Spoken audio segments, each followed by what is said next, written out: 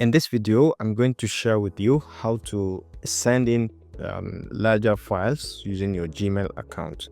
It's obvious that the limits to file sending within Gmail is 25 megabytes. So anything above 25 will not go, and it will tell you that the sizing is much bigger when you try to upload using the attached file. And if the sizing is more than 25 megabyte, for example, it is going to tell you that it is more than 25 megabytes, so it's going to have a limit to that.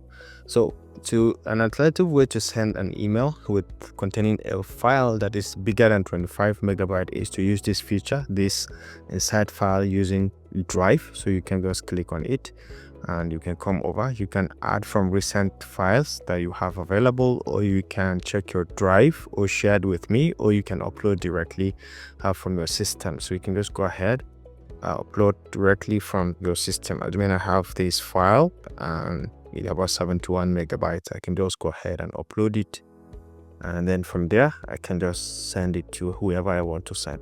So once it is uploaded, you can just go ahead and write in the content and then send it to whoever you want to send to, and put in your subjects,